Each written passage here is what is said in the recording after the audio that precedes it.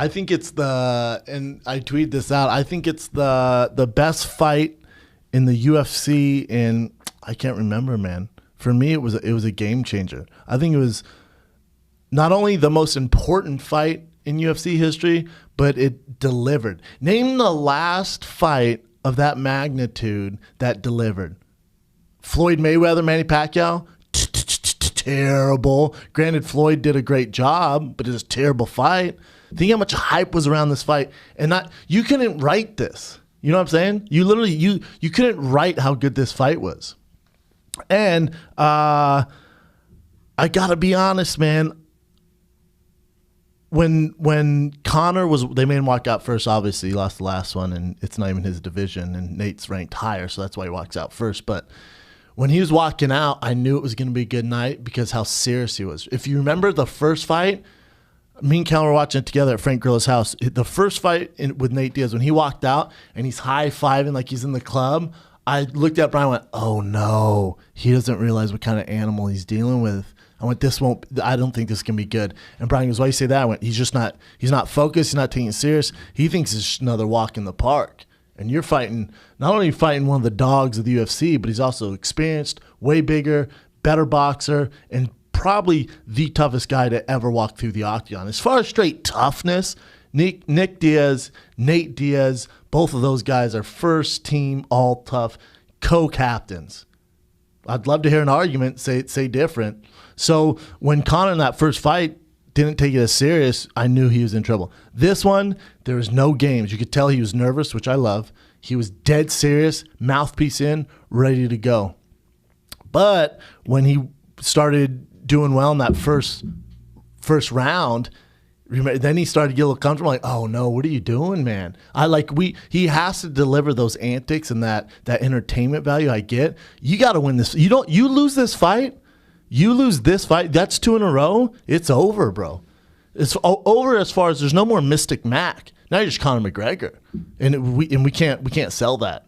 It's a tough sell. You lose 2 in a row. It's a tough sell. The Mystic is gone. So first round, 2 knockdowns. You could have it at 10-8. First round, or second round. Second round, 2 knockdowns. First round, 1 knockdown. Yeah, first round, 1 knockdown.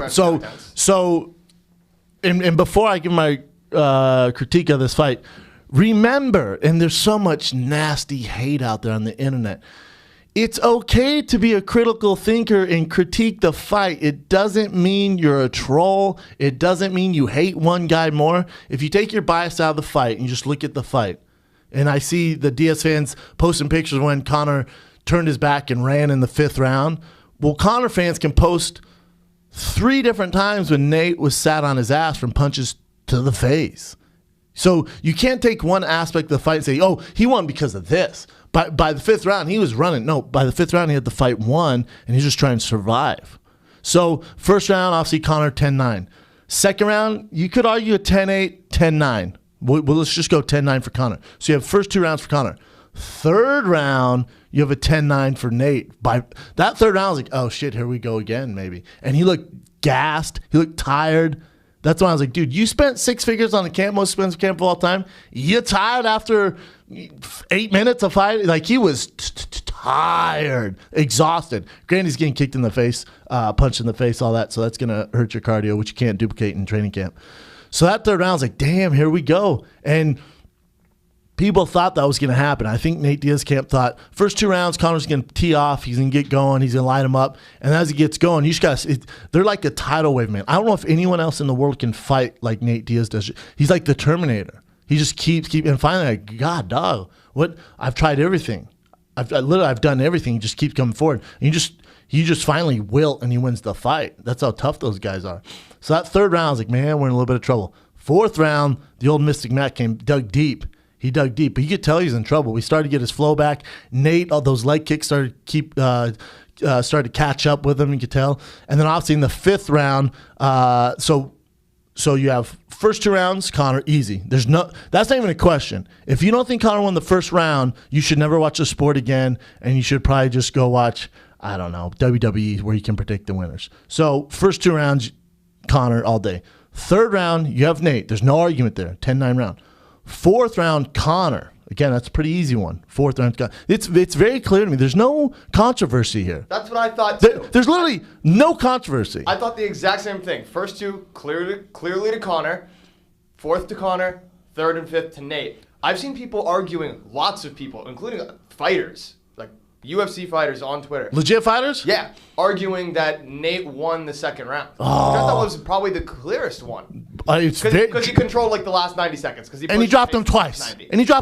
Yeah, it's like this isn't Pride where you score it based on like the last minute of a fight. No, it's not the overall sum of the fight. It's round by round. So it's very clear 3-2. I didn't even think that was an argument. So when I saw flack on social media, I'm like, oh no, don't let your favoritism and your love for the Diaz brothers, who I love too, man. I'm so happy. $2 million, thank God, man. That guy deserves it. His star's only getting bigger. You could argue that Conor won that fight, but Nate Diaz won the war. You know what I'm saying? And as far as war, the popularity war.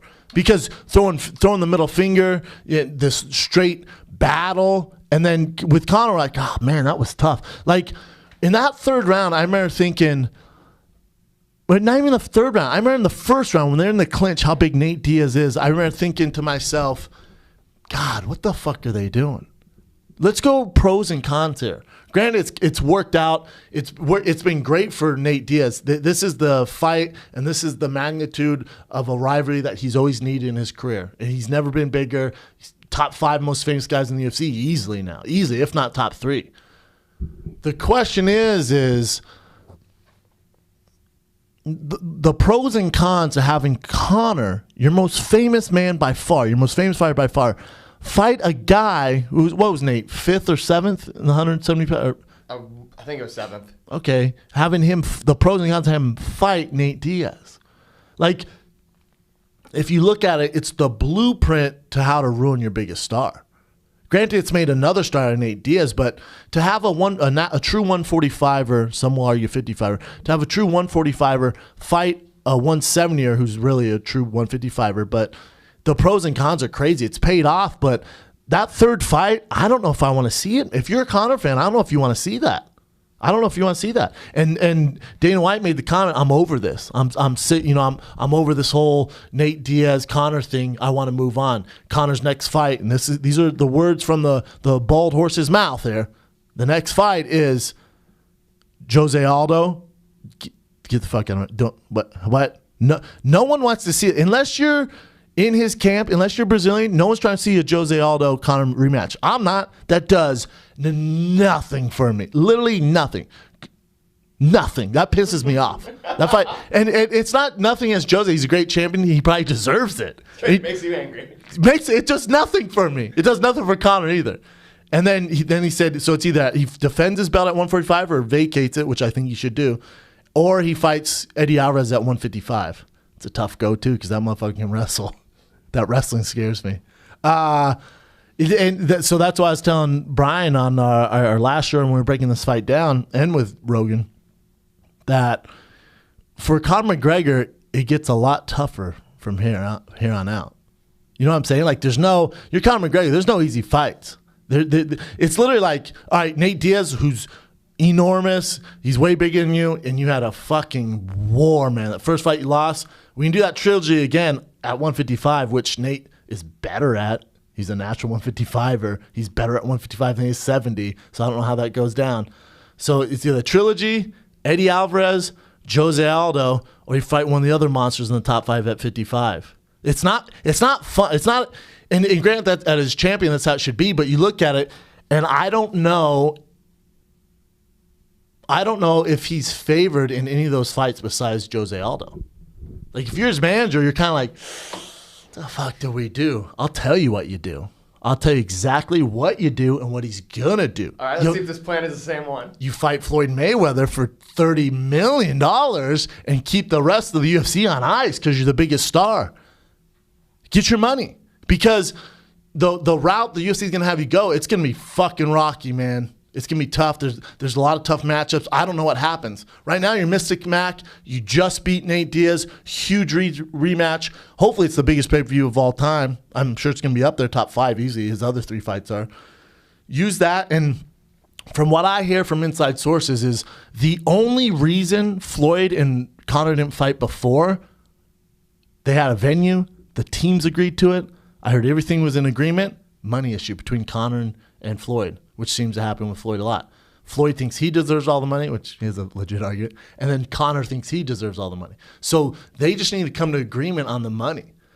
Grant, it's a circus. It's kind of, it's crazy. Even think about it, you're fighting probably the best boxer of all time. You're telling me everyone in this room wouldn't pay to watch that? You're telling me you wouldn't rather watch Conor McGregor versus Floyd Mayweather than Conor versus Jose Aldo 2? What? There's no combat sports event I would buy faster than that.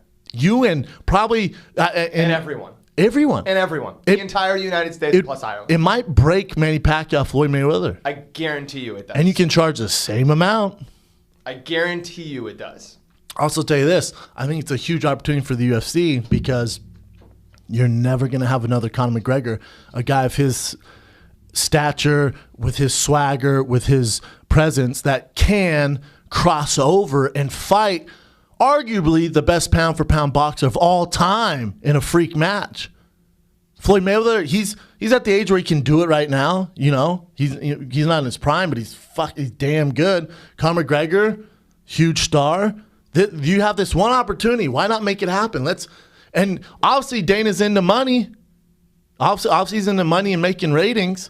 You got CM Punk fighting in a couple weeks. You think? And I love CM Punk. I think the courage is taking and what he's doing is nuts. It's insane if you think about it. Is he out of his league? Probably. It's going to sell, though.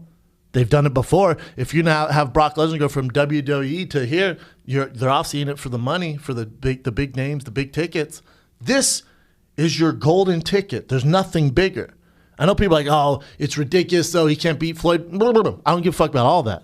I want to see our best guy go against their best guy and make some money. Because what's it good for? The fighters. Conor will make so much money if he does that. Name another guy who could do it. Name another fighter ever in the UFC who could fight one of the pound-for-pound greatest, if not the greatest, at that weight, and we would actually pay to see it. Usually it's just a shit show. It'd just be a circus. You'd be like, I'm not paying for that. Like if you had, remember when Junior Dos Santos was the champ? If you had Junior Dos Santos, like, hey, Junior versus Vladimir Klitschko. Huh? I'm not watching that. I don't want to see that. Floyd Mayweather versus Conor? I don't know, man. It's kind of cool. Get your money. So to me, that UFC to put UFC 202 in a package, gift wrap package, it was, to me, the best UFC card in a long, long time. Even the undercards were dope. The Dirty Bird said main card, what? Went off on that fool. Off. They should have stopped that fight early.